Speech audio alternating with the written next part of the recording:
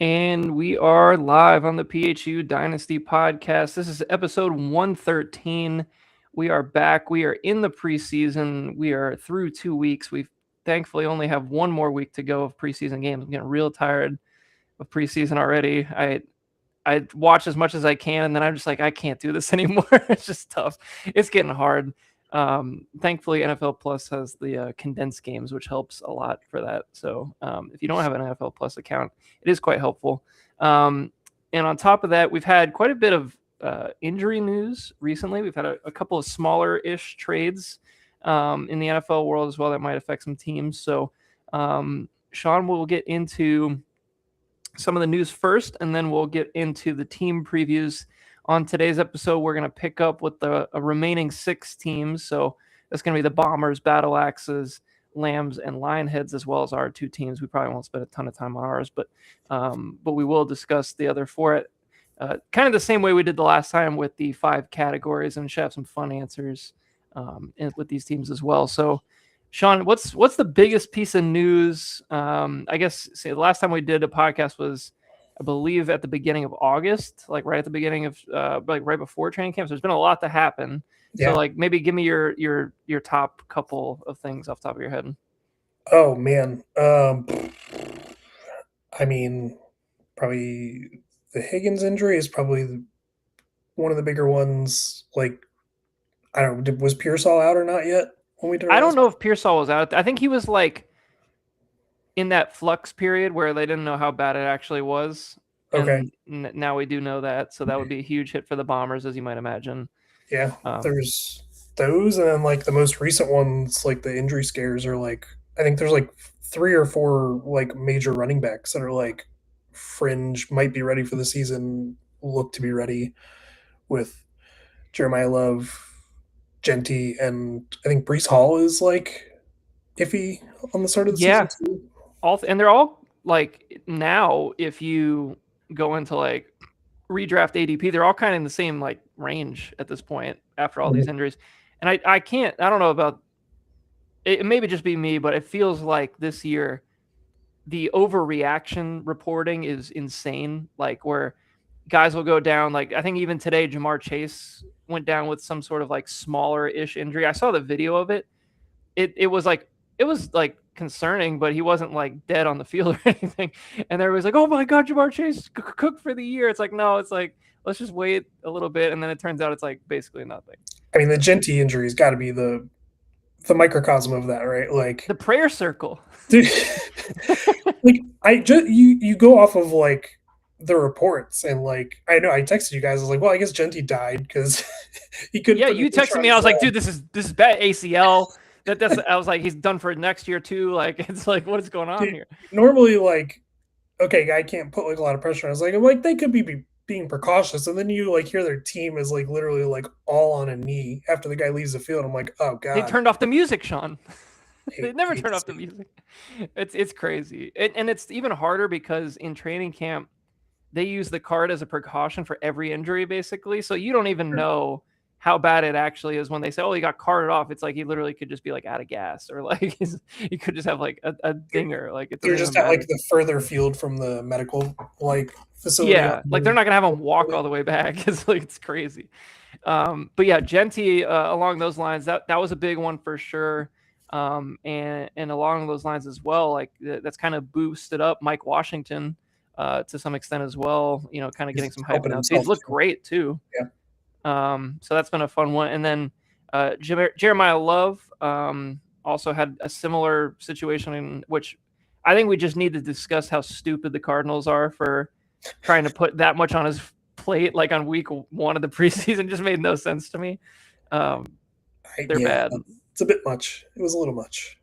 But bad organization. I mean, it doesn't really matter. I mean, at the end of the day, they're not winning the Super Bowl this year. Like, if he has to miss the first couple weeks, like, probably helps their tank for schedule. Fantasy, but like for the Cardinals, like I'd rather just rest him for a few weeks and make sure he's good before he plays. But that's just me.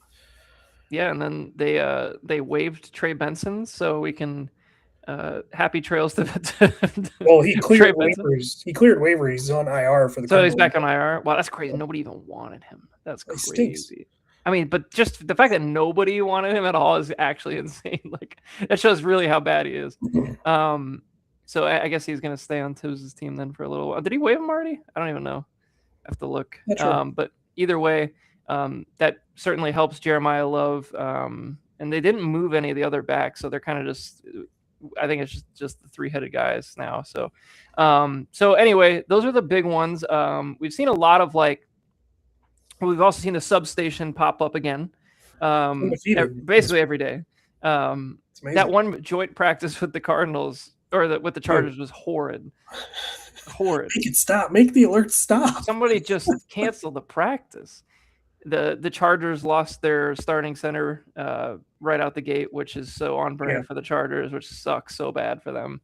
Yeah, it's definitely been a lot of like the tertiary fantasy injuries this year, like of like offensive linemen or like things like that. Feel like they've been kind of skewing like how I feel like Laramie Tunsil, like stuff like that. Yeah. Luckily it's not like the direct players that are getting affected, but like the indirect consequences, like specifically of a guy like Tunsil. Those are the ones where you're like, fuck.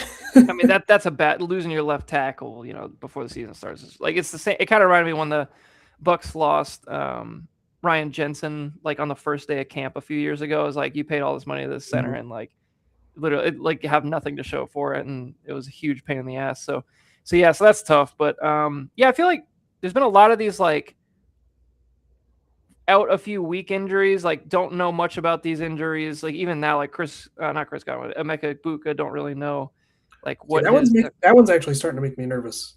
Like it could just be turf toe and they're just not saying anything, which is like not totally like Todd Bowles is notorious for giving like the worst injury information.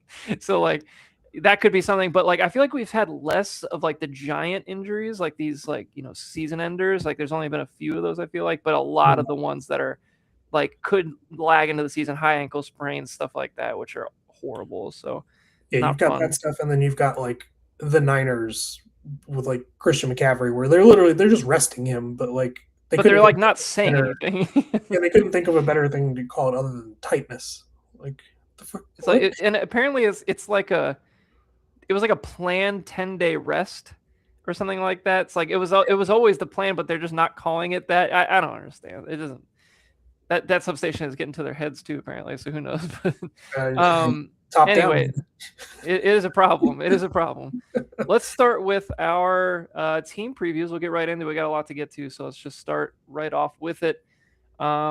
Let's do ours just to kind of get those out of the way, and then we'll get into the teams that we that aren't represented here. So let's start with yours first. Once again, if you didn't listen last week, we are changing the team preview format to 5 categories, which are still got it, which are kind of like an aging veteran that is still has the fantasy value or still think is going to have fantasy value for a few more years or another couple of years or something like that. Prospect to watch, I kind of put that as like rookie or second year players, like first contract kind of players that are ascending.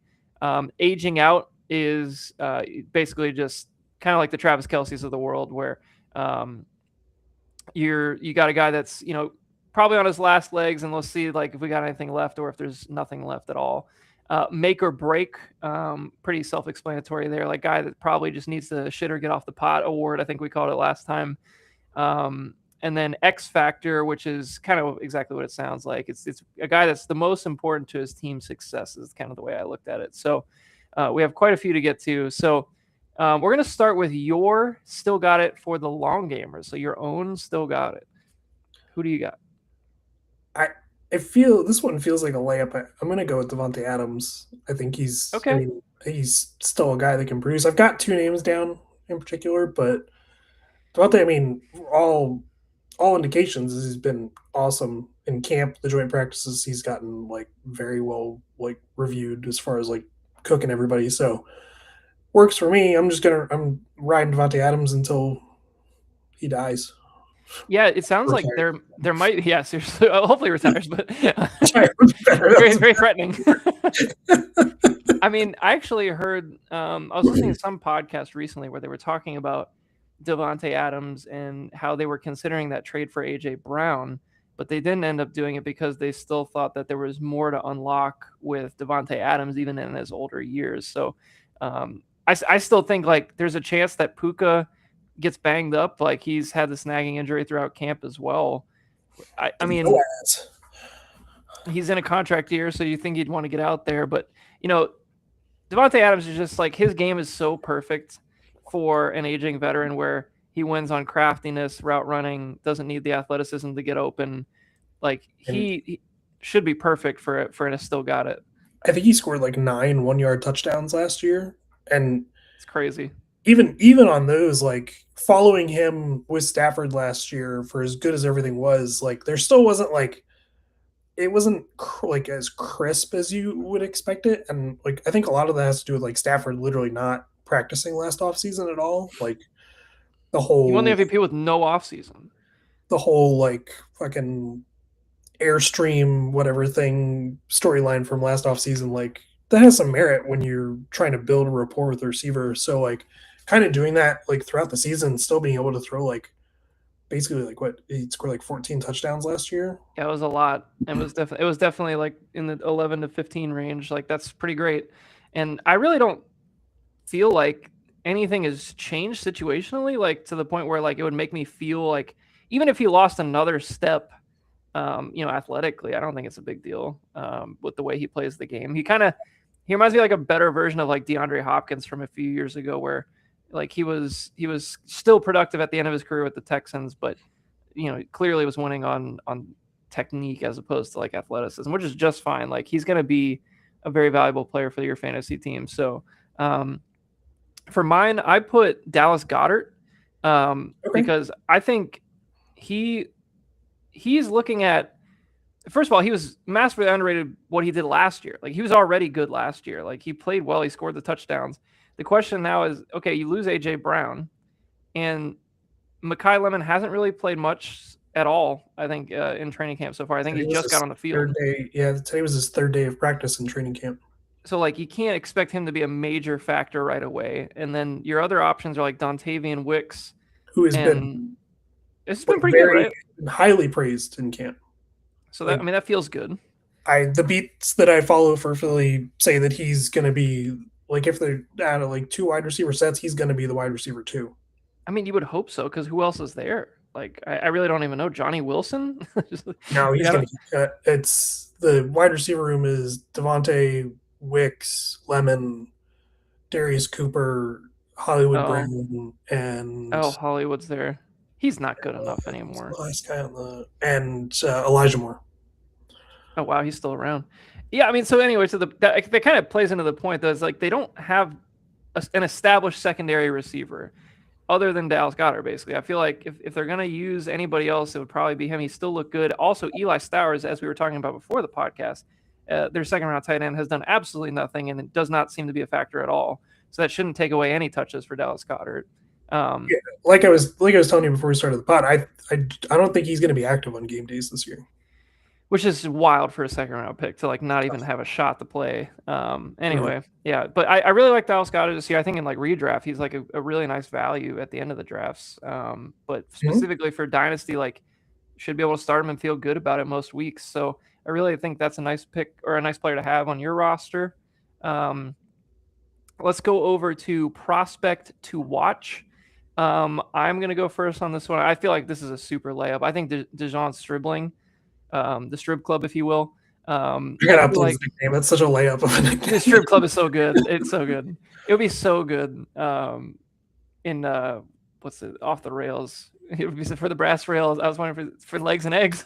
So good. He has to draft them. It's so good. But yeah, Stribling, like I admittedly was not one of his like giant supporters heading into the pre-draft process and even really the post-draft process. Did get drafted very high. Everything I've seen from the start of camp to now is that he is like one of the best players, like one of the fastest risers of all the players at camp in terms of like how he's performing. Big, strong, fast, like things you can't really coach. There's now that Pearsall's down, like Debo is the only other real threat other than Evans, who's also banged up all the time, it seems like right now. I mean, Stribling is going to play. Like he's going to play a lot. and I think he's going to play really well. There's a very legitimate chance that he ends up leading the team in targets out of the wide I really receivers. don't. I don't disagree. And my problem with him coming out was I was worried he would take more time to develop, like kind of like a Trey Harris type, if you will. Yeah, that's always the concern with the guys that come out of like the weird college like offensive programs, like Ole Miss or Ole Miss has had pretty good Tennessee. luck in recent years with receivers, though. Sure, yeah. Like, I mean, you had DK and AJ AJ Brown. Elijah Moore didn't really work out. I Dawson Knox. I They like have Trey guys. Harris. I still think he's going to be a good pro. So, Yeah, I'm not totally out on him, but like he took time. He's still taking time. But that's what I thought Stribling was going to be. And it seems like he's exceeded expectations. So I feel good about him heading into the year. I feel like he's going to be a real contributor for your dynasty team. How about you? Who's your prospect to watch? I mean, do you want to talk about KC or you want to talk about Cyrus Allen? Good questions. I mean, I really could have put either one of those in that spot too. I feel the more fun conversation would be with KC, just because I think Okay. KC. There's obviously all the news lately with the quarterback controversy Yeah, we there. can talk about that. I mean, I'm surprised we didn't talk about that already. yeah, I mean, what a joke, What a dude. just tone deaf organization. Now that being said, like I truly believe that like this Monken is like in his 60s. I don't think he gives a shit other than just winning football games. And if he really thinks that Watson's the best choice, I don't think he cares what anybody says. And it's like I'm just gonna try to win these football games because like he's got one shot to be a head coach. This is it. So like we got to get wins. I don't think it's the right choice, but there's also an angle where he's been waiting this long to become a head coach, and maybe he's just going to do whatever the owner tells him to, so that he can be a head coach. he could just be like the puppet. He could just be like the Jason Garrett, if you will. Yeah, I know. And then there's also like I think it was I'm trying to remember who said it. I think it was Daniel Jeremiah was like you the path really is like you can't bench Shador to go to Watson, but you can No, bench Watson to go to Shador. that's And a that's a great lot point. more palatable. It would have been a little easier if Deshaun Watson wasn't a fucking idiot on the mic. He is an idiot But on Mike. I mean, It's like the problem is he's got to talk all year. So it's like this is what you're gonna get. Like yeah. it's I mean, bad. it could be week 3, and we could be looking at Shador. I think it might. Yeah, I think it maybe a couple of That's weeks if it's that bad. they have the double Florida on the road opener where they're in Jacksonville and in Tampa, and then they're home in week 3. So I mean, and then we'll they could see. just bench him and just be like, "Hey, we're not gonna put him on the field at home." Like, I mean, I've seen murmurings online about boycotting the home opener of Deshaun Watson's there. dude, it's so bad to the point where like he's also terrible at quarterback. Like he's Oh, not good. he's not yet attempted, I think, an air yard pass over 15 yards in the preseason. It's embarrassing. It's And preseason. the Just last fucking time we check saw him play, he sucked too. It's not even like the last time he played, he was like good. it. He hasn't been good in years. So it's like it's just tough to watch at this point. It's like I really do feel bad for the Browns fans because like at least you want to see like some hope. And that is just not a hopeful situation at all. Like, I mean, at least Shadur, you got like some sort of like maybe he'll turn into something, or even Dylan Gabriel to some extent. Like, just maybe we got something here, but like Deshaun is just such a lame duck, and it's like everybody knows he's gone at some point. So it's just like, what are we doing here? It does suck, and I feel bad for them. I didn't Um, realize until today that the other quarterback they took in the draft this year hasn't even played yet in the preseason. Wait, what? Taylor Green? Taylor Green hasn't played? He hasn't played yet. Better play this week. He's going to, yeah. I mean, geez, but how do you not play him at all? They're Well, playing. this is the problem. They have too many damn quarterbacks too. They're So playing Gabriel in the first half, and Taylor Green's or like the first quarter, and Taylor Green's getting like the rest of the game or something. dude, Like, wow. I mean, talk dude, about what? mismanagement, bro. Like, yeah, at least like show them off if you're gonna cut them. Like, you can't keep 4 quarterbacks. No, Like, Yeah. or can they? no. That seems like the Not dumbest yet. thing I've ever heard. Like, this is like, why would I you don't do know. this? We'll see. Maybe He's they. not gonna make it through waivers. Yeah, probably not. I Like, don't know. somebody will claim him. I don't know. That's a weird situation. Anyway, All that to say, like, because Watson does not throw the ball down the field, that's probably means that Casey's like the one that benefits the most out of that yeah, on the offense, just because he's great him and with the ball in his Fannin. hands as well. Denzel Boston is just gonna get absolutely crushed by Watson being the quarterback there. I think that's tough for him because he's more of like a downfield ball winner. He can do other things too. Like he's good in the middle of the field and that. I think they're both really good receivers, but I think Casey's going to be the guy like week one on that team. I think him and Fannin are just going to be like getting the ball like a second and a half after the snap and just like, all right, go. Like just make something happen. I feel like it's going to be very similar to like the Zay Flowers, Rashad Bateman situation with the Ravens. Mm-hmm. Like I feel like that's where it's ending up, where it's very clear that the primary target's going to be KC, who also has looked really good all camp and in the preseason game was very good. So like there's the flashes are there. The other ones too. Right. So yeah, I feel like really good about KC at this point. The only thing is like it might not be it's going to be volume driven for the most part, but they're going to get the ball in his hands any way they can because like it's basically him and Fannin in that short and intermediate part of the field that'll actually make something happen. I just think they're going to run the ball a ton, and I really don't think they're going to be very good at it, but I think they'll do okay. But like, worse than last year. Jesus. Yeah, I mean they're really bad, and their defense obviously they lose Myles Garrett and get Jared Verse, so like they'll probably end up in more passing type shootout situations where they got to come back into games as opposed to having a good defense. So that's going to be an interesting one as well. I think their defense is still pretty solid. They have good names. I actually looked at their depth chart today because I was kind of like curious to see like what was out there with the defense. And like they have Denzel Ward, they got Mason Graham, Schlesinger is good, and Tyson Campbell's solid, and Verse is good too. So it's not like they don't have good players. They just, but also they lost Jim Schwartz, which is a big loss to me. So so I don't know how that's going to look anymore. So for KC, I think he's going to be a contributor. I didn't think he would be in the ranks kind of where he is at this point, with but it seems like his development has been very quick since they drafted him. So like he seems to be excelling. So I think he's going to end up being a nice little pick too in redraft for somebody as well. So let's go to aging out. My one, I believe he got injured recently. So if that helps you make your decision, who do you have for aging out for your team? Well, if you want to go with that one, I can go with another one. All right. Yeah, I'll start with Kamara then. I think it was a hell of a run. I think we're at the end. I think it's sad, but we are at the end of Alvin Kamara. Like he was a really electric fantasy player for a long time. I just think that it's over at this point. They obviously signed Travis. Is it Achane or Etienne? I don't know. One or the other. He says Achane, so I'll go with Achane. Sign him to the big money deal. Now Kamara gets hurt. It's just looking like it's kind of over at this point. And even if he does come back in some capacity, like he's probably phased out at this point anyway. But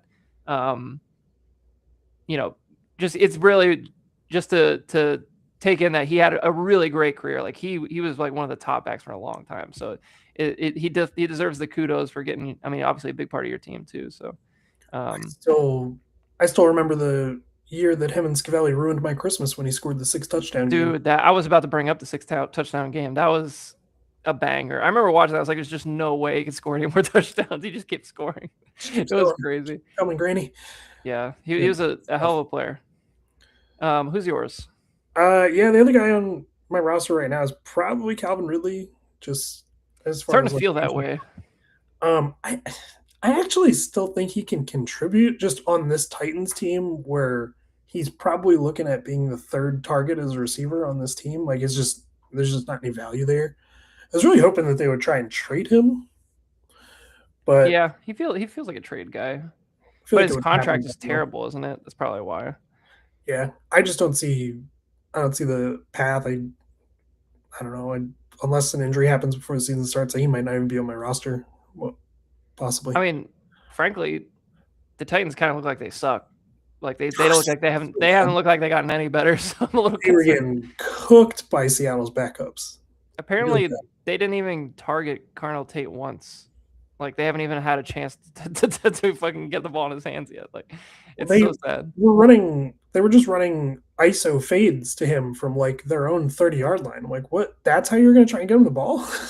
And it's like Like, I hope that's your this is the plan. most bland vanilla preseason attempt, and they're just like holding everything because it's not what I would have done with Cam Ward in the preseason. Like, I would want to build that confidence going into the season and like maybe give him something to work with. But I don't know. I I think I'm pretty comfortable with like Wandale is definitely going to be the top targeted player on this team, and then I think it's Tate, and then Ridley, and then whomever after.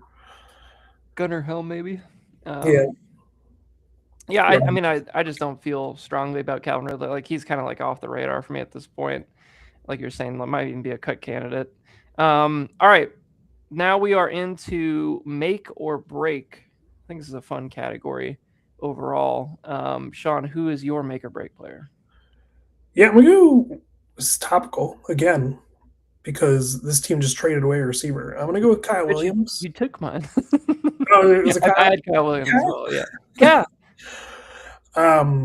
Like he has flashes. It's just been inconsistent with the weird depth chart that they've had a receiver. Like at this point, he just needs to be able to kind of beat out snaps with Pop Douglas, and I think he can add value to the team. I just need to keep seeing like him build off of the big plays that he had last year. I mean, And to me, oh, yeah. profiles is that like outside guy, and they kind of have those now. So like, I'm not really sure. Other than like spelling Douglas in the slot, there's not like a whole lot of opportunity there. But there was even less opportunity when Booty was there. So like, it's getting better. But all it takes is one injury, and like he could be right there. He has Yeah, looked good. he they've talked about moving Brown and Dobbs like around. So I'm not too worried about him being able to fit anywhere. And I think he can play at all three positions just because of his ability to get off press is He's got a very great good release for his package. size. Yeah. Like it's like highlight stuff is like off the line. It's really good. And his speed is legitimate. That's why they can't move themselves off of him. And that's why they got rid of Booty because he's on a contract year. But Yeah. we'll see. It just needs to keep building off of, like you said, the big plays, and like he's gonna find his place. Like I think he's the kind of guy I wouldn't want to give up on until like after his third year. So Yeah, he's a 3-year guy to me, just because like the flashes have been there. Kind of has some similarities to uh like a guy on my team too, like an Adonai Mitchell, where it's like you see stuff that's like, oh shit, like he can play, but then there's always some extenuating circumstance where like he can't get on the field, or like he's a bonehead or something. Like there's just something going on. So I feel the same way. Like I feel like I have to hold him to, just to kind of like let it play out entirely. But I do like his chances if he does have the opportunities. I think I was a little bit out on him, not out on him, but I was down on him in the pre-draft process last year. Not, I wasn't as high as other people, but like the stuff I have seen has been good, so that gives me some hope. So, but that was also my make or break, and I did not have a backup. Did you have a backup?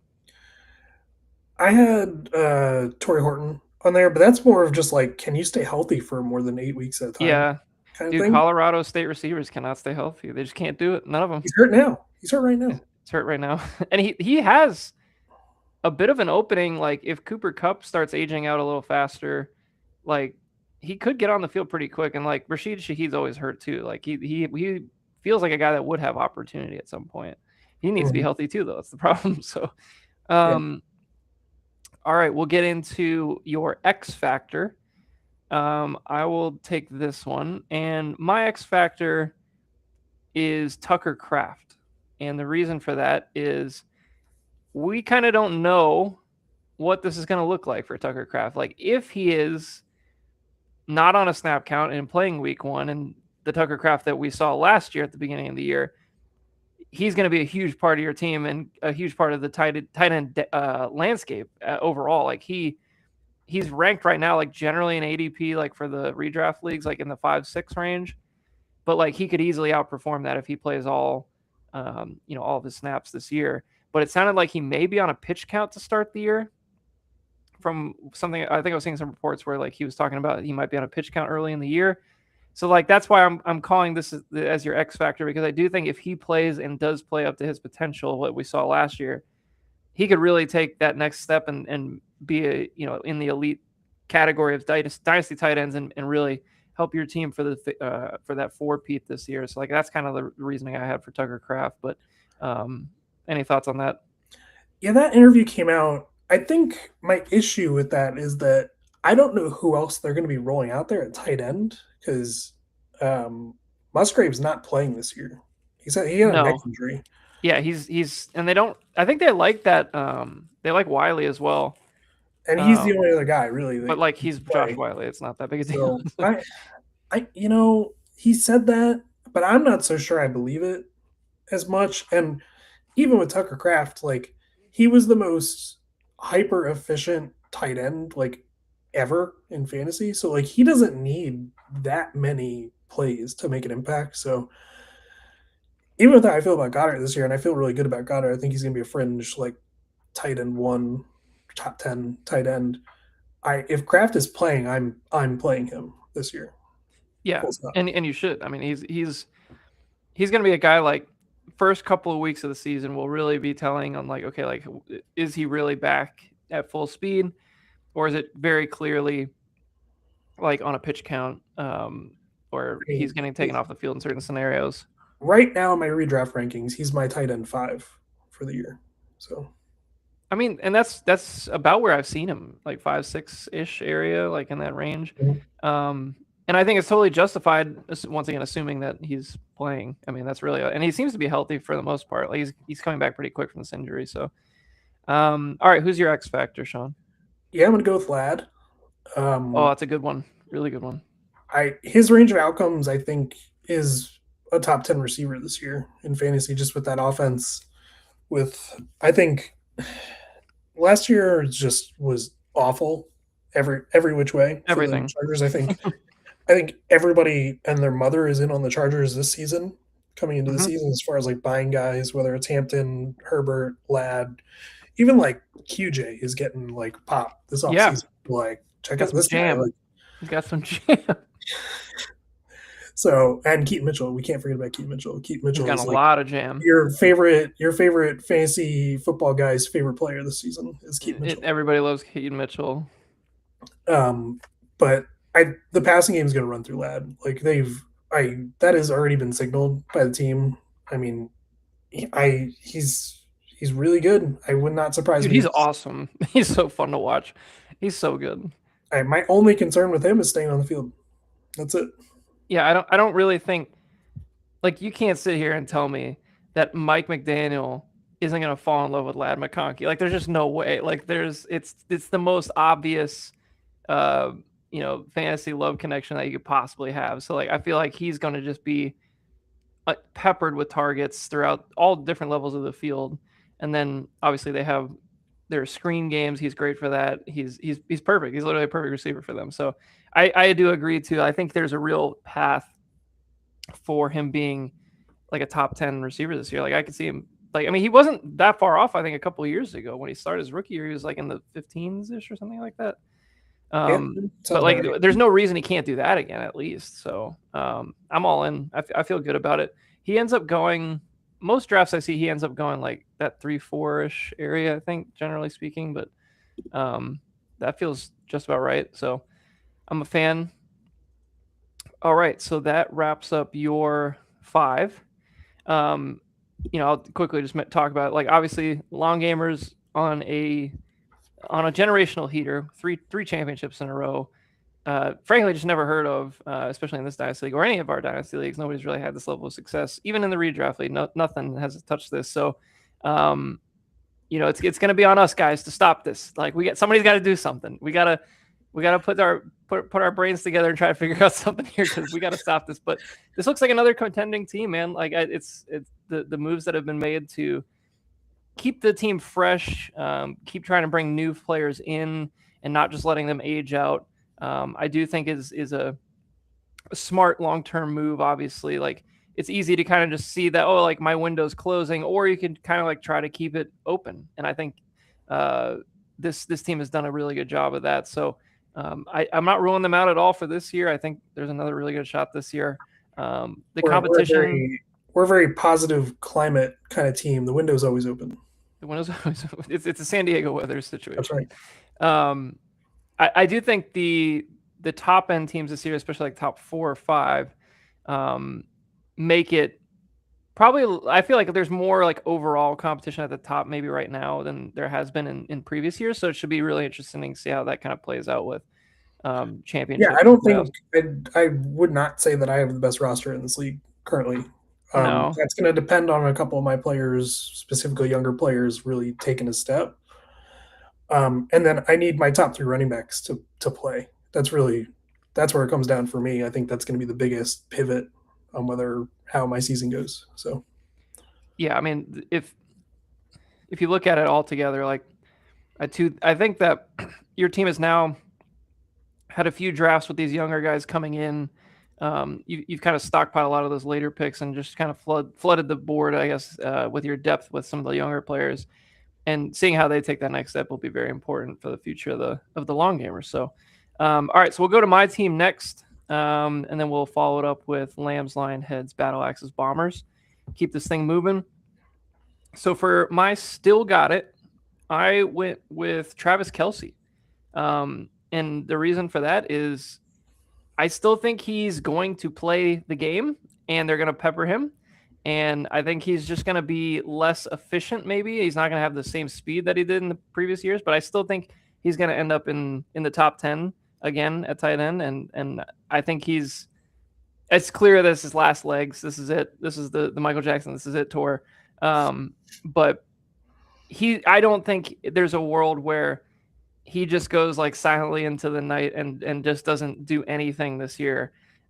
There's too good of a connection with Pat Mahomes. They're too good in the option routes, which is something that he can still do even as he's older. I mean, frankly, the non-emergence of any of these other guys, other than maybe Cyrus Allen at this point, the opportunities are still going to be there. That's kind of the way I'm looking at it. And I do not see him finishing outside the top 10 at tight end this year. So I'm going to say he's still got it to some extent. I don't want to say he's still got it like Devontae Adams because that's different, but I think he's going to be in the top 10 again. Checks rankings. Hold on. Is the tight end rankings this year feel a lot better than years past? I'll say that. Like I feel like there's so many choices. I do have Kelce outside of my top 10. Where do you got him? What's the stat line look like? 12. Yeah, I mean, it's close, I guess. 770 yards and 5 touchdowns. Okay. I feel like if we're in like a PPR league, he's top 10, I believe. But yeah, let me quickly go in here. I'm curious what he was last year. Because I just don't see it being that much worse. And he was like top 5 last year. He had 851 yards and 5 touchdowns. And he was number 5. So, like, that was with limited Rice, no worthy. Yeah, there was like no Rice early in the year too. So not a running back that can catch out of the backfield. So the situation is definitely a little different. Yeah, I really try and give him as much as I possibly can when I stat out. Like, yeah, I try to be as unbiased as possible, but I'm like, he's gonna get the ball. Like, yeah, I mean, that's the thing. Is like he's going to have a lot of opportunities. It's just that simple. Like, I mean, that connection is just too strong. Where even if he has lost a step or 5, like he's gonna get the ball at some point. Like he's gonna get his random touchdowns, and he'll be. Would love to see him get back into in the touchdown category more prevalently. I think that's kind of been the biggest drop off. Like the touchdowns haven't been there the last couple of years, but yeah, whatever. Yeah, he had his last 3 years. He's had 5, 3, and 5, and the previous 3 years he had 12, 9, and 11. So that has definitely fallen off. I think just the Chiefs have just like fallen off, man. Like it's just not the same team. So, I mean, one player I do have right ahead of him in the rankings, Mr. Dalton Kincaid. There you go. Number 11. All right. I like. Here's the thing: is like they're kind of like right, like for me, pretty much next to each other anyway. So, but does any of it matter? No, it doesn't. Start Brock Bowers every single week, as long as he's playing. But I will say, he's been a little injury prone so far in his career. So I do shine the importance of having a secondary option like Kelce, like Dalton Kincaid, where it's like, okay, even if Brock Bowers does miss time, we're not stuck at tight end, and I don't feel that way right now, so that feels good. I have him statted out for almost 30 points more than the next tight end at tight end 2. Well, we can maybe go ahead. I had him as my X factor. I mean, if Okay. Brock Bowers plays all 17 games, I truly think that Brock Bowers is, from a talent perspective, is the best tight end we've seen come out of the draft in a long time. Like maybe like the last 10 years. Like he is so talented and so clearly better than everybody else on the field that it's hard for me to think that like if he does play all the games, like he could have like a disgusting level season, like just a stupid season. I mean, the last handful of games he played on a borderline sprained MCL last year, he was still a tight end one on points per game. Which So is just nuts. Like he'd never looked healthy in the first 6 games. no, I've got him for 1,300 yards and 10 touchdowns.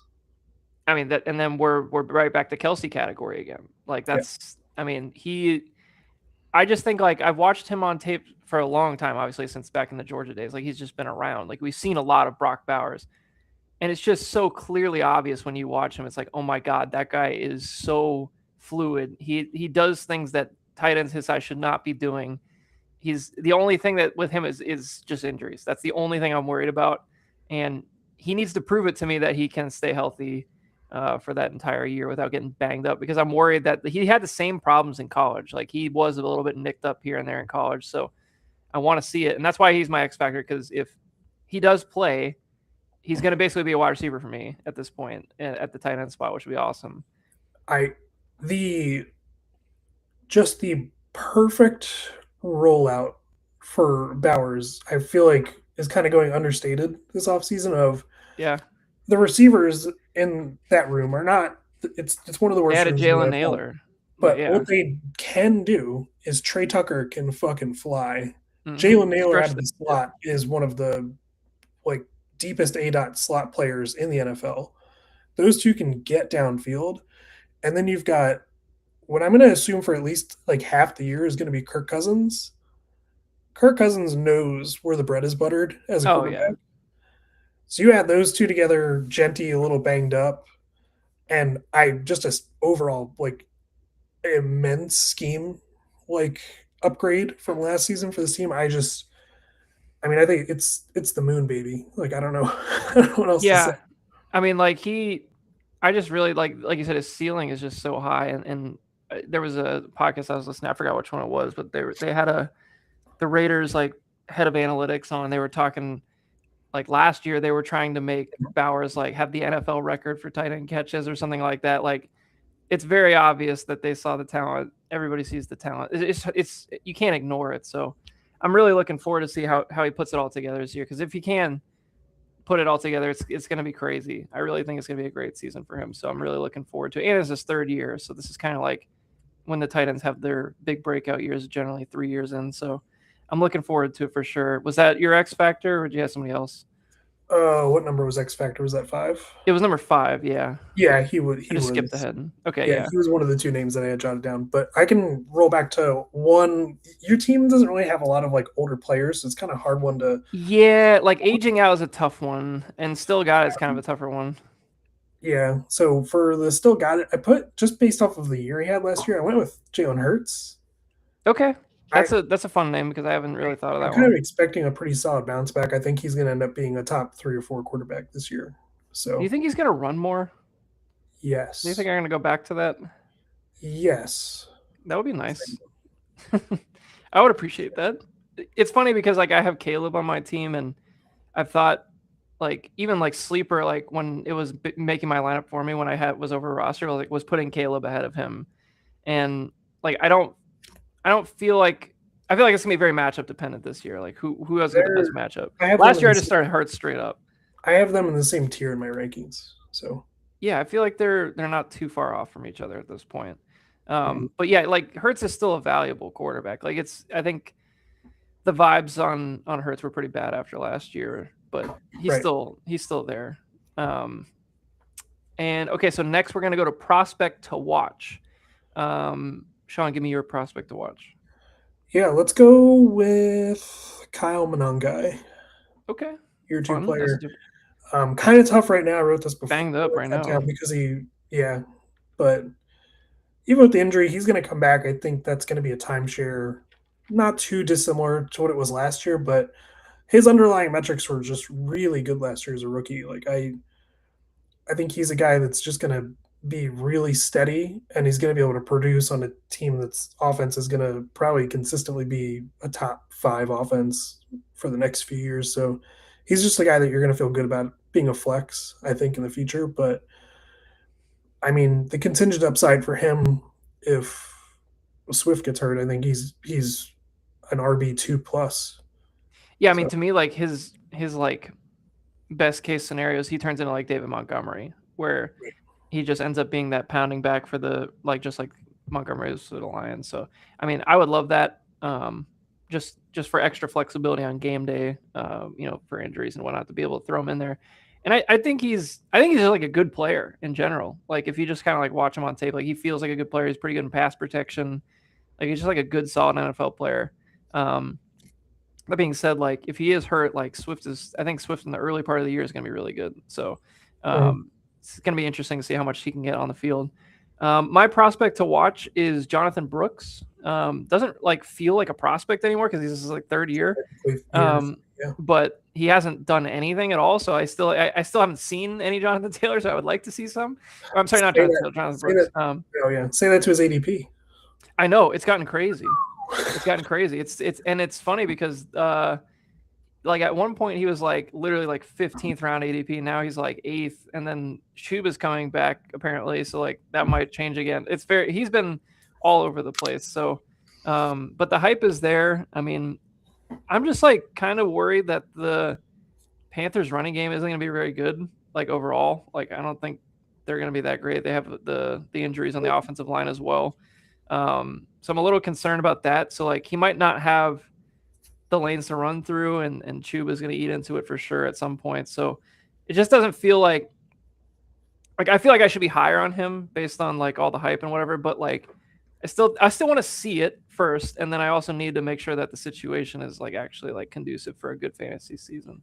I think for him specifically in this category, what I'd love to see is how they utilize him as a pass catcher out of the backfield, because it's just something that they haven't had. Rico is solid. Chuba's since McCaffrey left, they haven't had it. Yeah, Chuba's not a good pass catcher, like at all. Not at all. So we're curious to see if they have. One thing that I'm confident with Canales is like he knows who's good at what, and he's gonna play design to that. He did a very good job with that when he was at the Bucks as well. So example would be like this year, Tyrone McMillan's been more in the slot than he was last year, and I remember specifically when I was watching Tyrone McMillan, I thought in college when his team needed to get like a first down or move the chains, like they slid him into the slot because he just dominated out of the slot. And it seems like Canales has noticed that. So I think he knows where to move things around and like what's going to put people in the best position possible. So I'd be curious to see if they utilize that. Yeah, I mean, I think if he does end up being in that pass catching role, like he'll at least have some floor week to week, which is kind of nice. But I still think there's a ton of contingent upside if he does end up getting that full load.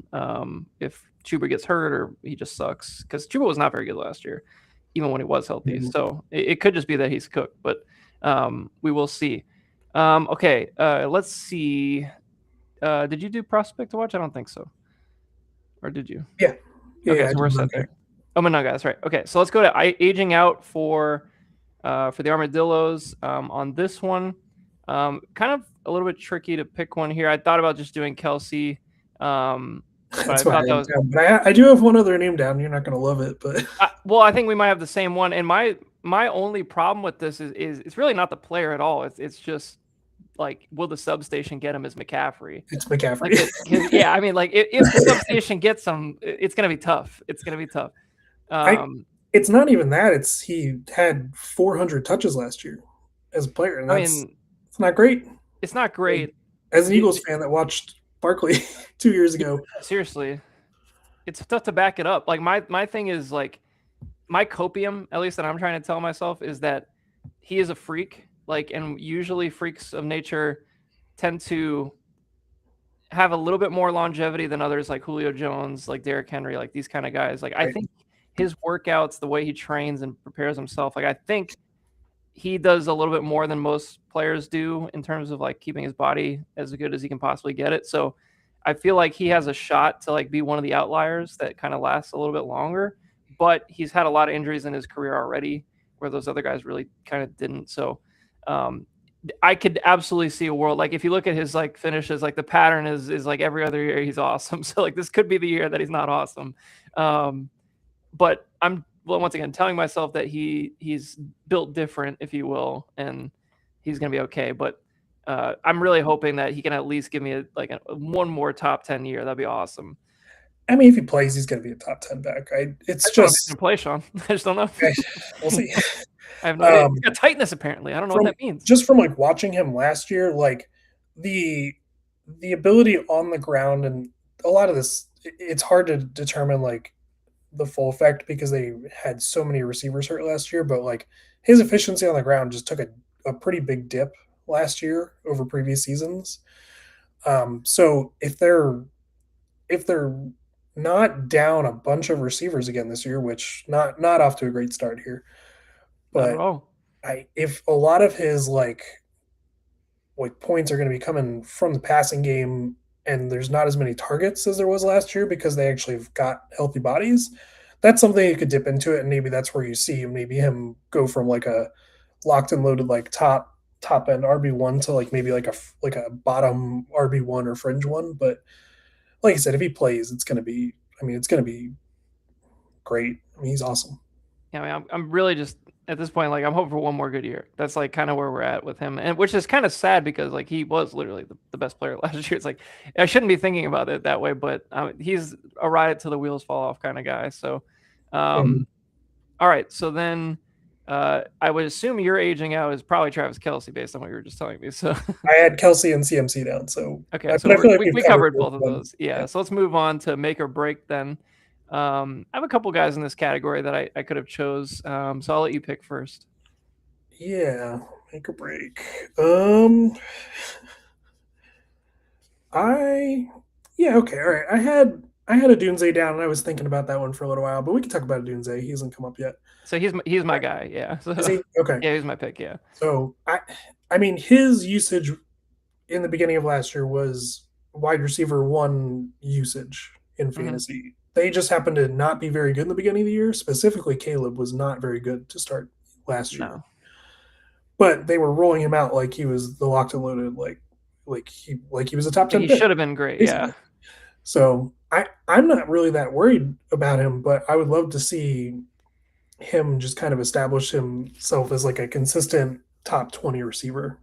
Yeah. Which I think he can be. So yeah, I feel the same way. Like we know what he can do well, and we've seen him play well. Just like, can you take that next step and then stay consistent and be in that tier of like wide receiver 2s, as opposed to kind of like a wide receiver 3 or a flex player or something like that. Like I think now that he's in his 3rd year, apparently he's got that injury, whatever that was, behind him. I think Burden as well, like, is kind of questionable maybe to play week 1 as well, which may factor into things. But like everybody on this offense should take like another step forward, in my opinion. Like I think Loveland should be better than he was last year in terms of output. I'm really looking forward to him this year. I think Burden should be better, and I think everybody should be better, really. So like I think he's a good value if you're looking at like ADPs and stuff, because like he's going to be attached to a what seems to be a great offense, and he's going to get targets. So it's like one of these guys that like I look at the rankings, I'm like, it seems like a little low to me. So, but once again, he could end up just kind of settling into this like 800-yard, whatever this situation that he's been in for the last couple of years. Like it wouldn't surprise me to see it go the other way either. So, yeah, like I said, I think the conversation is really more about Caleb and his accuracy when throwing roam. I think that's honestly my bigger question is part to like Odunze being able to do it. I think it's more just, is the ball going to get there? Yeah. And like on time and accurate is the biggest thing with Caleb, like, because he plays so off schedule, which in my head thinks like, oh, it should be better for Rome because you just chuck him jump balls and shit, but they don't really do that. So I think that goes to Loveland. I think Loveland's just so he's bigger, so damn good that I don't know. Dude, he's gonna be really good this year.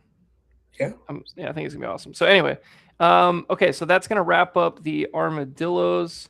That's going to bring us into the Los Angeles Lambs. A lot of interesting players for this five categories for this team.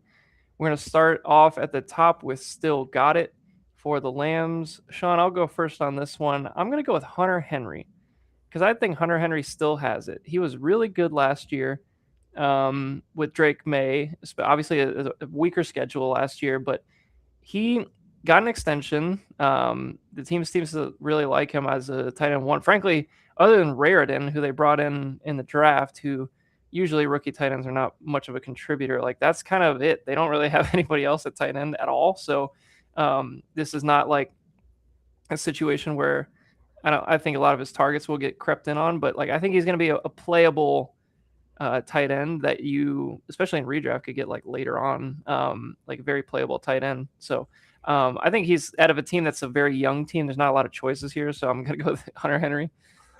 That's fair. Yeah, we'll see. It would not surprise me if Eli Raritan just kind of like overtook him by the end of the year, but that's because I'm a huge Raritan fan. He looks good. He's getting a lot of hype too. But Hunter Henry's always been solid, man. I mean, I think I've spent as much time as anybody defending him in the group chat over the years. Yeah. So. I mean, he's always been this guy. Like, we all know he's good. It's just like, for some reason, he just never catches on fully. I don't know what it is. Yeah. My guy for this, because like you said, there's just really not a lot of older guys. I just went with CeeDee Lamb, which is kind of weird, but like, yeah, this feels weird to say, but yeah. Like just because of the way things happened last year, he's kind of getting like overshadowed by Pickens. Like I don't know. I mean, CeeDee Lamb's still really good. I still got him as a wide receiver one, so I think he's due for a bounce back. I think he's got a really great chance of. I don't think wide receiver one overall is out of his realm of possibility. So I would definitely go with him. Team, that offense is good. Like, say what you want about the Cowboys, but like last year, the production was there for everybody basically. Mm-hmm. And CeeDee, like you said, had a down year. Like I could see that flipping easily, and he becomes that premier guy, and maybe Pickens takes a step down. Like it's not out of the question that happens either. I just think they're both really good. I think this team just has a lot of like really good top end talent at receiver, running back, quarterback. So I think they're pretty set. All right, let's go into prospect to watch. Now, this is a much more interesting category for the Lambs because there's a lot of prospects to pick from. My prospect to watch, Sean, is Jadarian Price. Everything I've seen so far, if you watch any of the Hard Knocks stuff or anything, like the guy looks pretty fucking good. So I think he's a guy that I was curious to see what the usage would be like, especially like in the preseason early on. Charbonnet is obviously going to be out for a while. They apparently like benched him in the last game, and they're shutting him down for the entire preseason. So like they think my reading of that situation is that he's the guy, and we're not going to do anything to risk having like George Holani on the field or something like that. Like I think they want Jadarian Price available week 1 at all costs, and they saw what happened with Jeremiah Love, and they're like, we're not going to do that. And I think he's going to be at least a very strong like early season option, and then from there we'll have to see what happens when Charbonnet comes back. Like, do they care enough to give him more carries and try to factor him in more, or is Jadarian Price actually going to be so awesome that we don't give a shit about Charbonnet anymore? Like that's kind of what I'm interested to see, and that's why I picked this player for a prospect to watch. So. Right. Yeah, I don't see how you could nickname him anything other than the mystery box, because you could get could be anything. It could be both. you can have an RB1 on your team. You don't even know it right now. Like, yeah, just so much like we're gonna learn about him and that team. New play caller as well. I'm very curious to see how that goes, because he's a guy that hasn't called plays. I can't even remember his name off the top of my head at this moment. I don't know either. Don't know.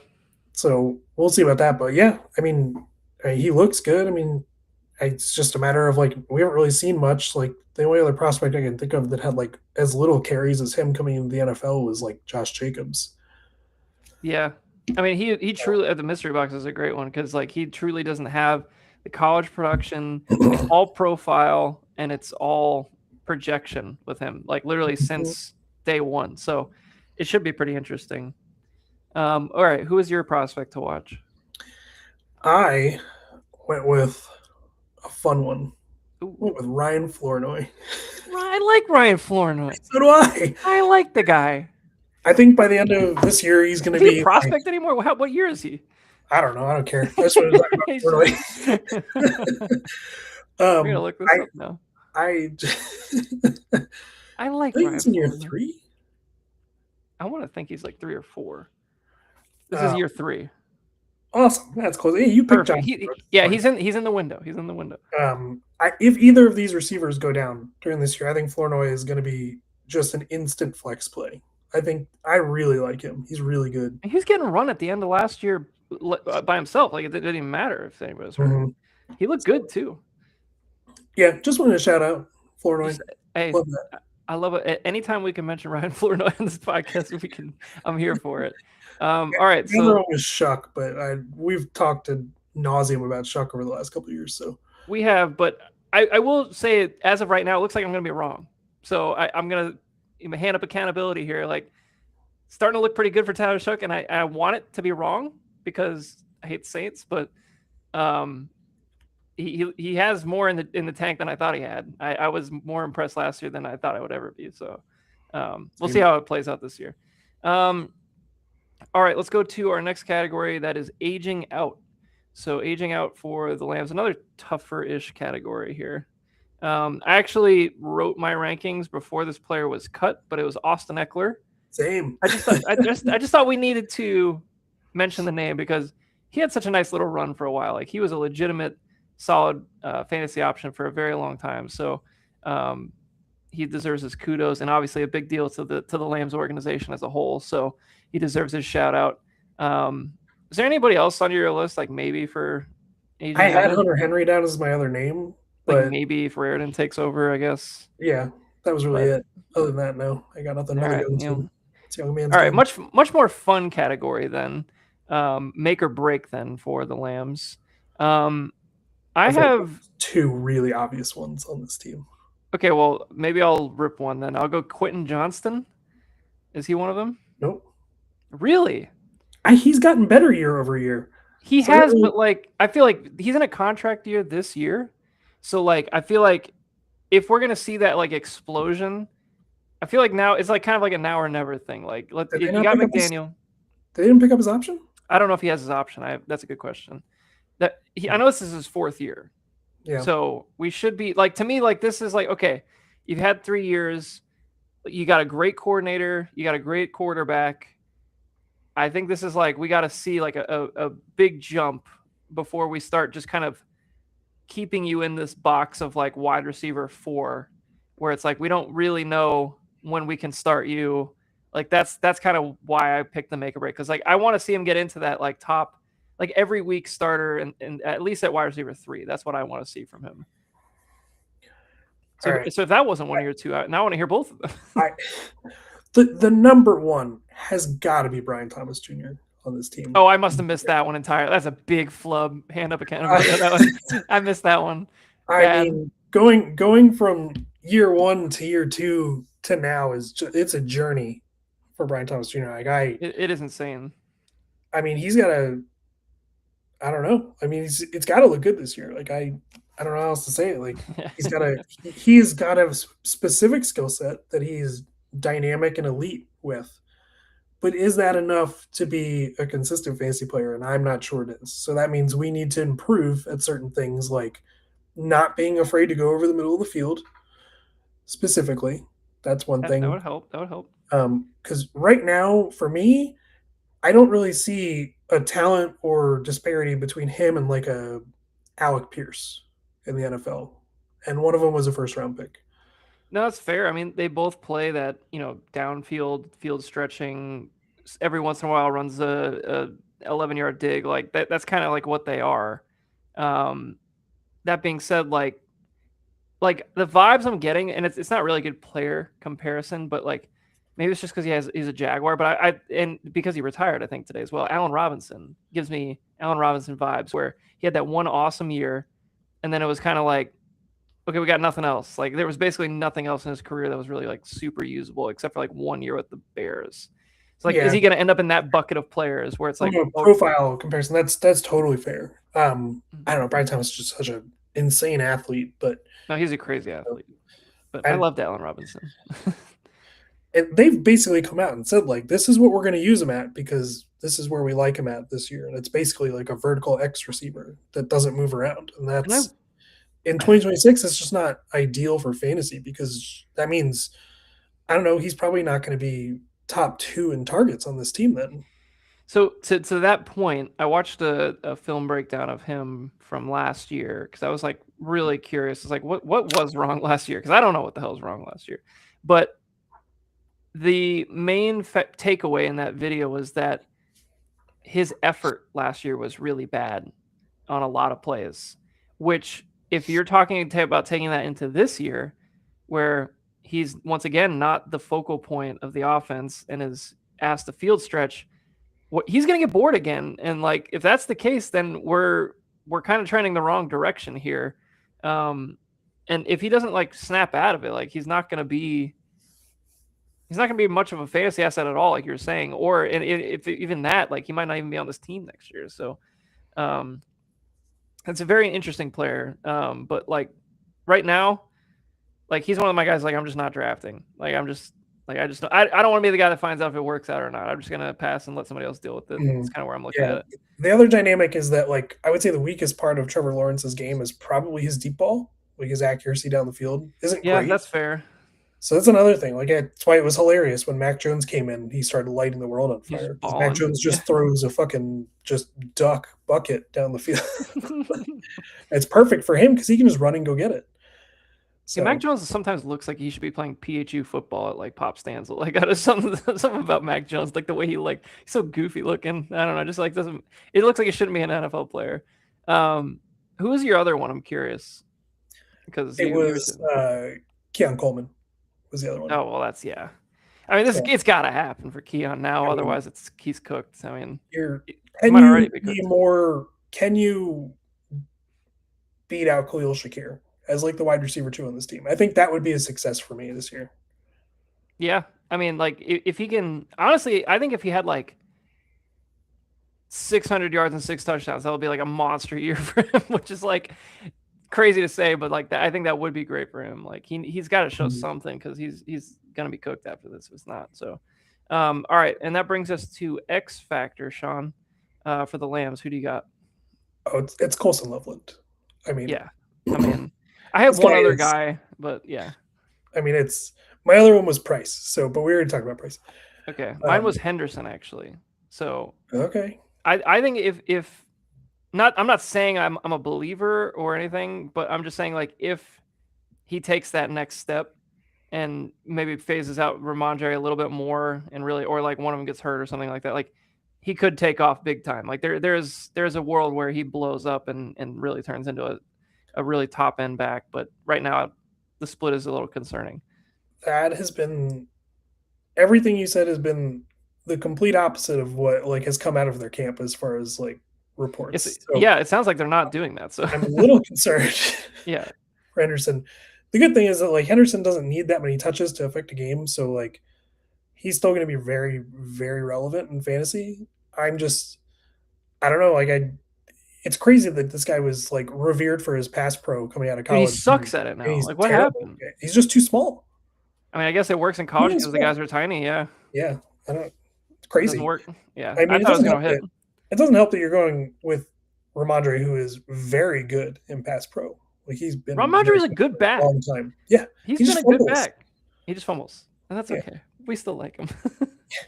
I have Ramondre ranked ahead of Travion straight up in fantasy in redraft this year. Wow. Breaking news.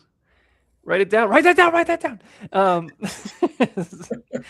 But yeah, getting back to Colson Loveland. Yeah, like I mean, we were talking about him a little bit earlier, but like I think he's a stud. Like he's gonna be a great player. Like he just has all the the vibes on Colson Loveland feel really good overall. Like he's going to be a massive part of this middle of the field for this team. I think, and he's so young. Like, dude, he's barely played. Like, he's got so much ceiling. Like I think like the future, obviously, the tight end position just feels like the big three of McBride, Bowers, and Loveland at this point. Like that's kind of where we're at. So that's just the big three, huh? That's tough. Well, I need to see it again from Tucker. I need to see it again. That's what I need to see. That's not what I was talking about. Well, who are you talking about? I was talking about Tyler Warren. That's tough. Maybe I should. We already talked about the elk.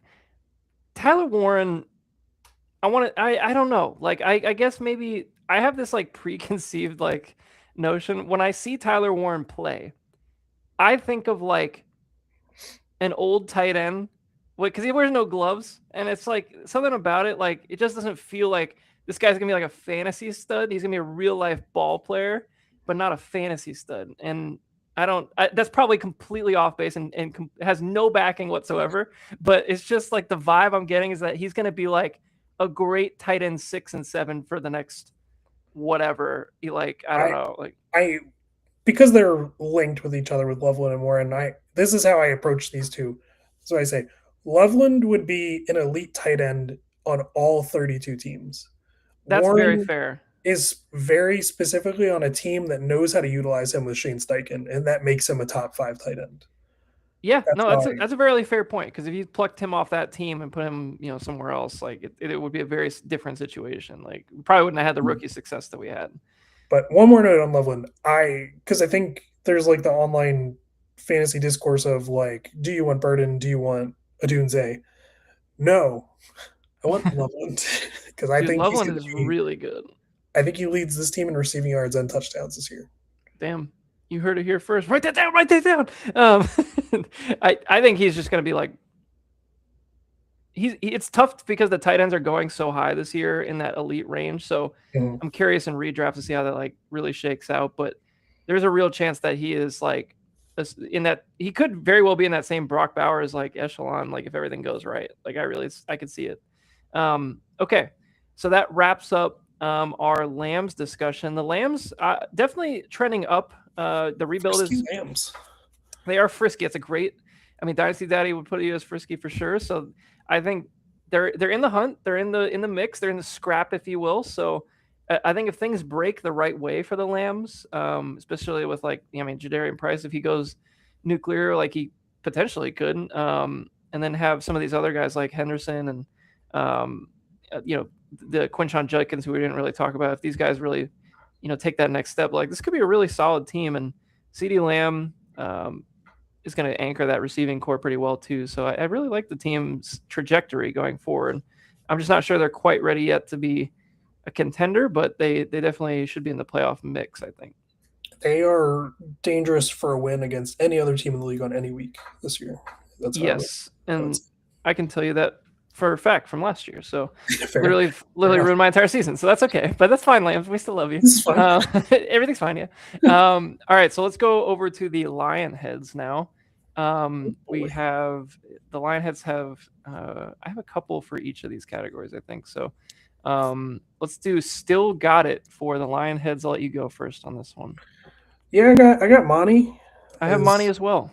Still got a guy. I mean, he's still good per touch basis. Last year for the Lions, he was really good. They just didn't get him the ball as much.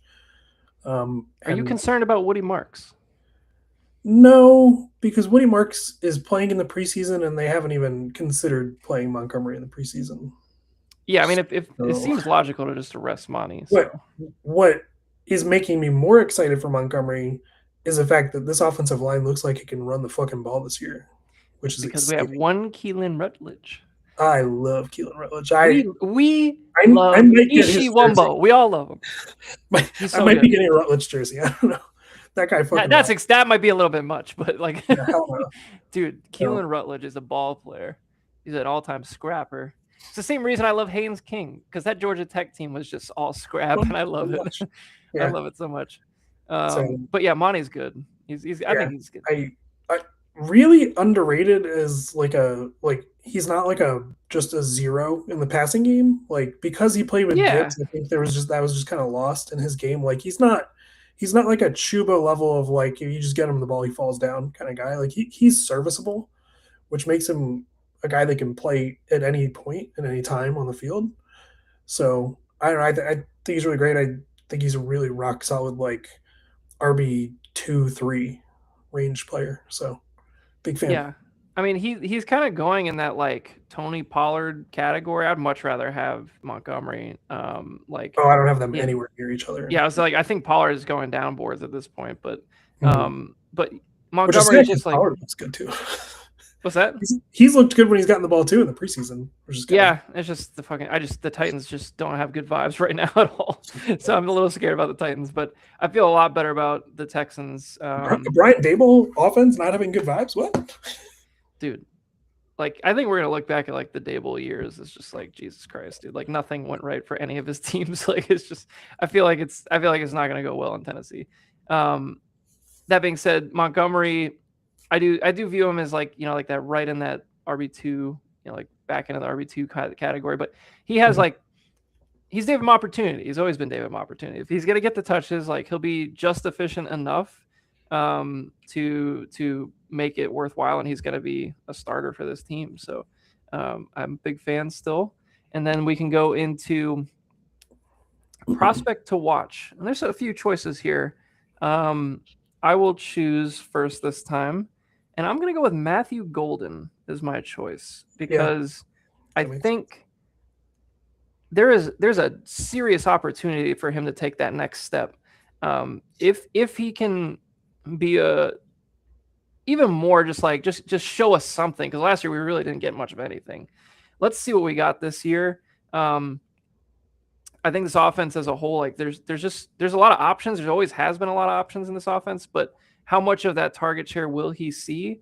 And once again, he was a first round pick, so like the capital is there for him to get the playing time, to get the targets. Let's just see if he can back it up with this play, because last year was a bit of a nothing burger with being so buried. So without the competition, there's still obviously a lot of competition there with Watson and Reed, but Reed is a very specific role in my opinion. I want to see Matthew Golden take that next step this year, and I think he can do it. I still think he's got the talent. Yeah, I think he is very good down the field. My only concern with Golden is like, can he get like more easy targets in an offense? Because he doesn't really win quickly on his route tree, from what I've watched. So like that's the only thing that concerned me is like how many targets is he going to earn throughout the year? I think he's going to be a guy this year that you're going to have weeks where he's going to be like a top or a wide receiver 1 just because of big plays. But it's the consistency that would probably worry me. But I mean, considering what happened last year, I think flashes and big plays and stuff happening this year where you can start him is miles better than last year. So yeah, if you can even throw him into your flex, it feels like a win this year. And I just think he's got the system, he's got everything in place for him to actually play well. So, yeah, I'm looking forward to seeing how that plays out. Did you have a prospect to watch? the answer has changed now that some stuff has happened in the preseason. I'm going to go with Caleb Douglas because he looks like he's going to be like a every down receiver. He's going to play. Guy's going to play. Which, considering I think everybody in the world shit on that draft pick when it happened in the draft. That was me. I was that guy. That was me too. Yeah, I was like, who the fuck is this guy? I mean, I knew who he was because I watched a lot of Texas Tech, but like I just never thought he would be a day 2 player. Never. Yeah. So, I mean, looked good. I mean, I don't know what that means in this passing game this year where I just don't like.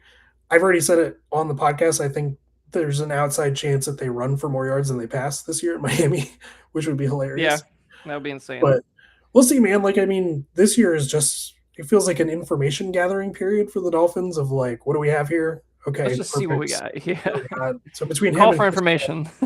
yeah, who's apparently playing on Saturday, or Friday, whichever day they play. So that'll be cool. But yeah, man, I'm be curious to watch him. I think that he had a nasty catch in that. Yeah, it's like, dude, the vibes have been very good on Caleb Douglas, which is already better than I thought. Because like I was expecting nothing, and I at least got something. So like that feels good. And then now that he's made a couple really nice catches I've seen in practice and in the games, like starting to trend in the right direction for sure. Yeah, there's like 3 notes that I've heard from, and Vince can clear this up, I'm sure, but the 3 notes I've heard is that like the offense doesn't like look very good as a whole, but the offensive line can move people, and that Achane is awesome, and that they like Caleb Douglas. Those are like the things that I've heard as far as their offense this year. We can definitely arrange to have our Dolphins expert on here to tell me exactly what's going on with them. But I feel like I've like heard almost nothing about that team as a whole. Like other than like Caleb Douglas looks pretty good, and then Chris Bell's coming back soon. Like there isn't like I feel like I've heard 0 things about Greg Dulcich. I don't know about you. Yeah, he's been like the hype tight end sleeper this year, feels like. But I just don't hear anything about him. Like I don't hear that he's doing well in the camp. So like I don't know. They're gonna be just like one of those teams that like, as bad as they are, I actually am excited to watch them in some way or shape or form, because like there's like Browns bad, and then there's like Dolphins that we just wipe the floor with everything, and they're actually, this is the first time I really feel like I've seen a rebuild where they're just like fuck it, and just like everything is gone from top down, and I kind of appreciate it. Like it's like, all right, like let's see what we got with nothing and then work our way back up, and I appreciate that. So I will say that tight end that they took from Ohio State, that guy kicks ass in the run. Dude, he blocks. He's really good. That guy blocks. That guy can block. He's the modern day Luke Stalker. Anywho, sorry. I'm sorry that I compared anybody to Luke Stalker. That's not fair to him. He's a coach now, isn't he? He is a coach somewhere. I saw this recently. Please hold. This is a good sidebar. Luke Stalker, coach. He is the current tight end coach for the Tennessee Titans. Oh, all right. I didn't know. Buy your helms stock. There we go. Fire up your helms. Fire up your Daniel Bellinger. Man your helms. Let's see. Let's go to aging out for the Lionheads, Sean. Who do you got? Yeah. Cooper Kupp. Yeah, that's what my pick was. Cooper Kupp as well. The sun's getting real low. It's getting tough. I think he was in like the wide receiver like 50s last year or something like that. He's invaluable to have on the team as like a leader and just like a guy that like can coach up the young guys. But like for fantasy, I just don't think he's usable anymore. If you're using Cooper Kupp this year, you're probably in trouble. Like there's probably an issue. And like, I mean, I would argue he's like a borderline cut candidate at this point. But that was my aging out. So I didn't have a second. Did you have a second? Christian Kirk. Yeah. I mean, I feel like you play him until it's over, and then that's it, basically. Can he make it to week 1 without being injured? No.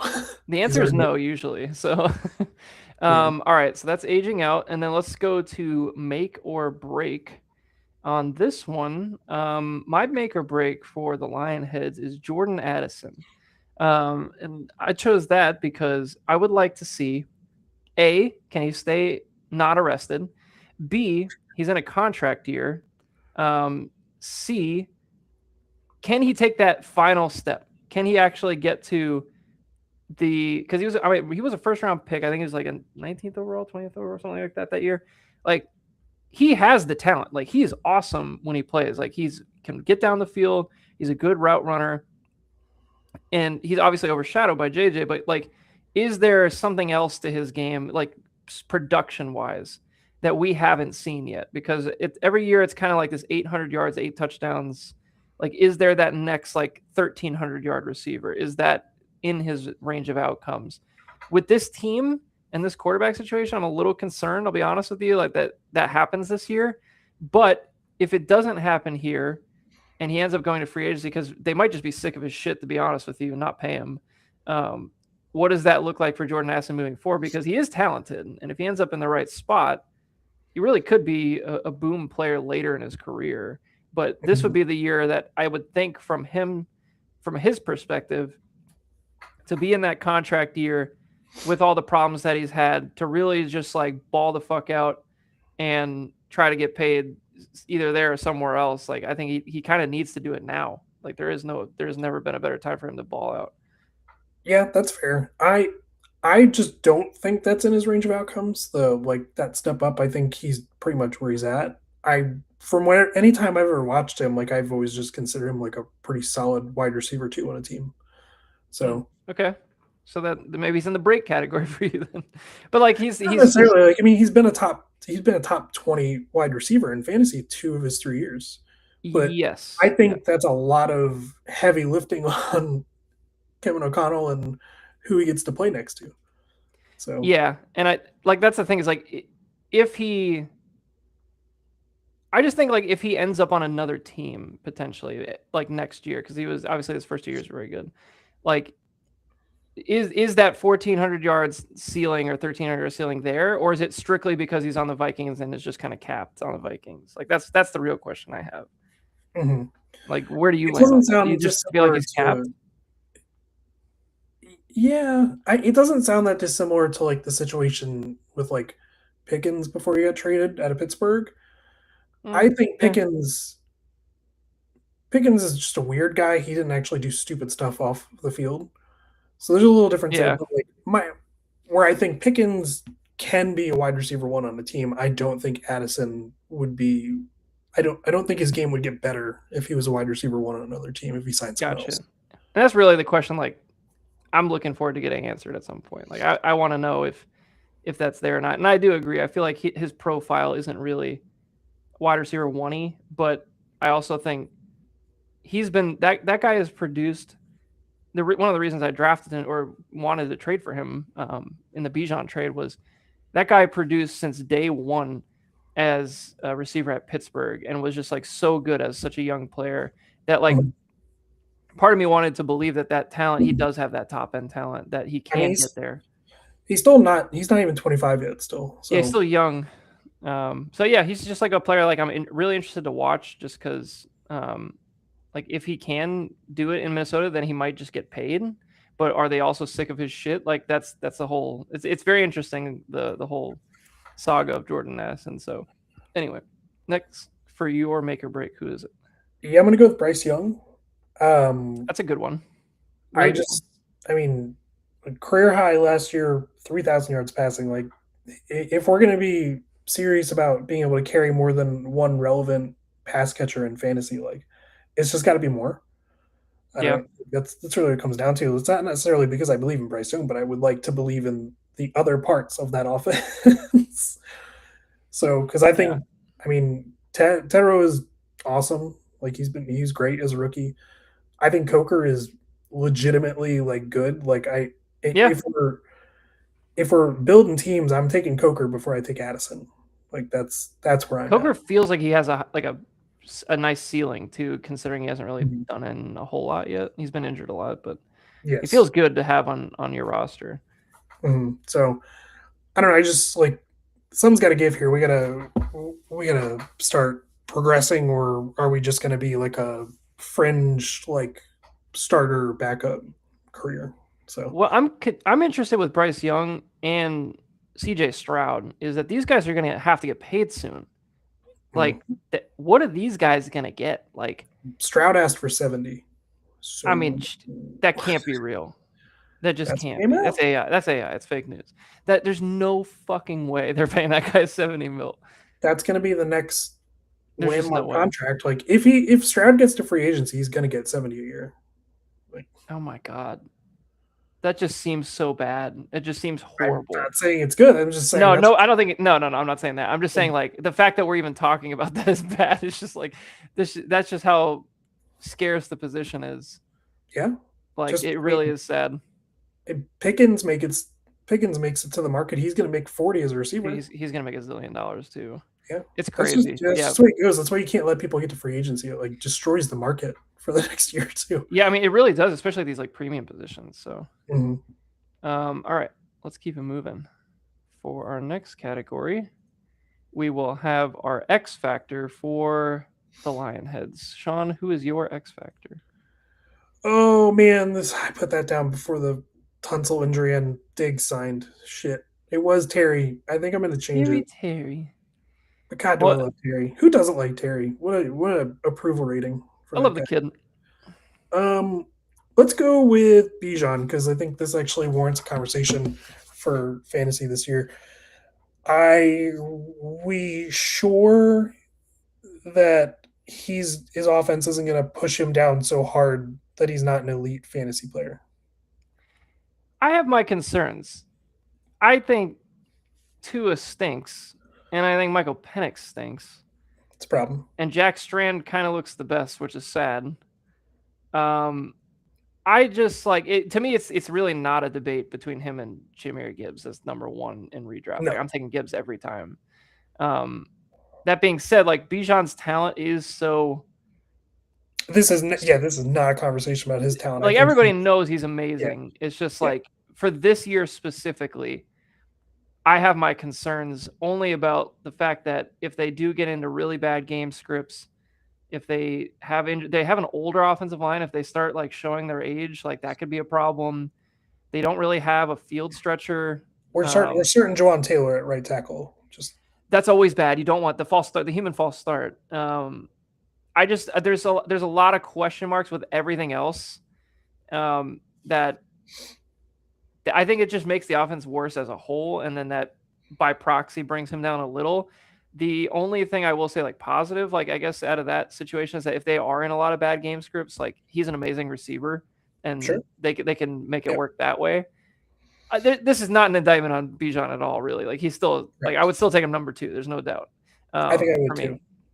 I think but yeah, I think yeah, I would. like he is an X factor in some way because like there I could see a world where he doesn't finish as a top 3 back potentially. Like he could be like just outside that, but if he does keep getting this crazy usage, like once again, not going to surprise me at all if he finishes 1 or 2. Like he's that good. So Mhm. he is a little bit of an X factor in that sense.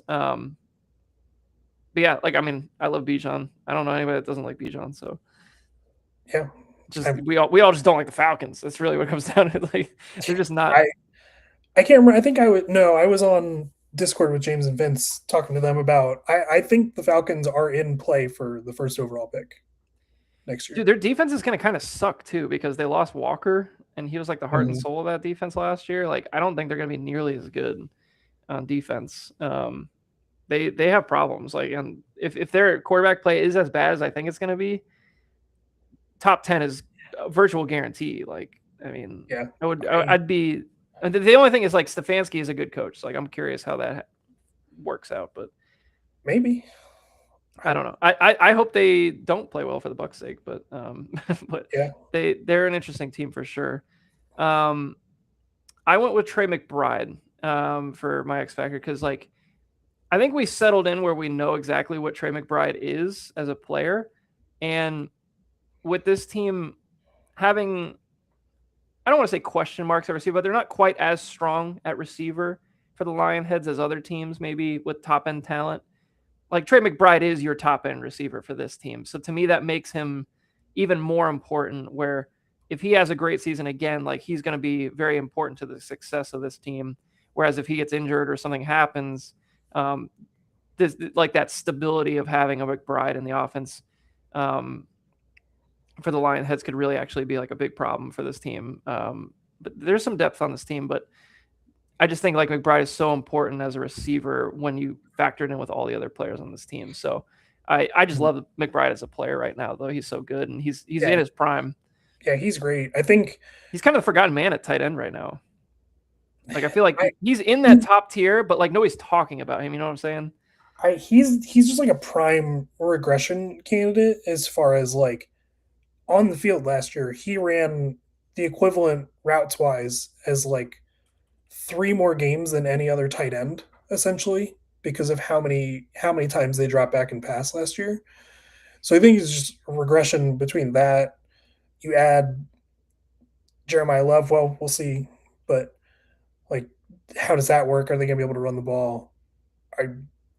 Love is going to require more targets out of the backfield than anybody they've had in the last year or two with his skill. And you've got Marvin, Michael Wilson, who I think are both quality receivers. So like, yeah, it's a bad team with not elite quarterback play, to be friendly, spreading the ball to I think a group of very good skill players. So we'll see.